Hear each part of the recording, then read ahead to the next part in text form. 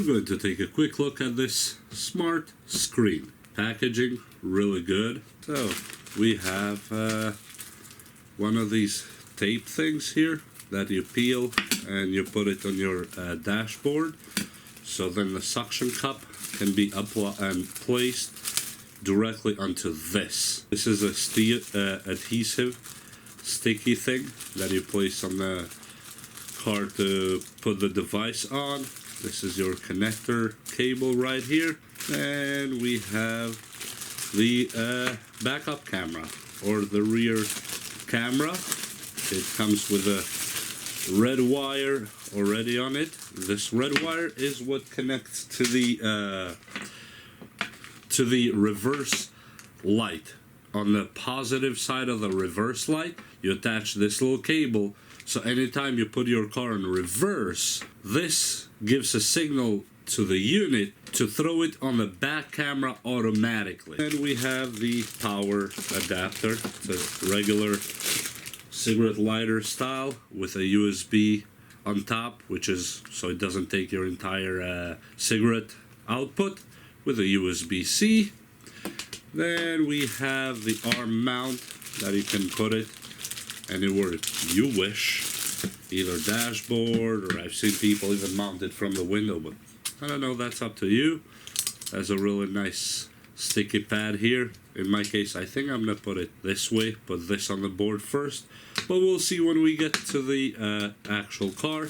I have two dual-sided stickies for the back camera, and here is the unit itself. Now this feels really good. You can take all these 4 screws here out. It's really easy. It comes with a screwdriver actually, but I'm using mine because I had it handy. This comes off, and then in the arm here, just unscrew this part here on the joint, and you put this one right here. That's it. Using the same exact screws we took off, just put this through. You have the arm piece here, and all you do, put this through, put this ball joint there, and you are ready. It was that easy. Look at that. This is cool. There's a cover here for the camera, don't forget that. And you have a power button here on top, and on the side here, the auxiliary. We have the memory card, micro SD. It comes with one AV in, which is to plug the rear camera, and the USB-C for the power part of it. And that is it. And the arm, by the way, if you release this here, can be extended like this, and you can release this a little bit and articulate however you find it easier. And let me plug it. Just a USB-C, that's all. Yep, it's plugged in, and it starts right away. Look at that. And it goes to the menu, and we're gonna do a test drive with a camera and all that good stuff. So here is where you choose the modes, by the way, for the whole thing. You can connect it to Apple CarPlay, Android Auto, and all the good stuff. So let's go to the car, install it, and see all the features. I have it right on Android Auto, and you have all the stuff, but it's there if you need it. And you have, you know, the whole playlist if we had any music here. And the same applies if you turn on the car, for example, and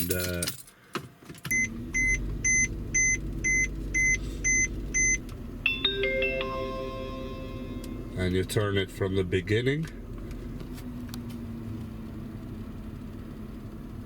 and should go back to that phone again. And here we are with an iPhone, and it's kind of the same stuff. Boom. Or CarPlay, it connects auto with a CarPlay, as you see right there. Showing LTE, the maps, everything that you need.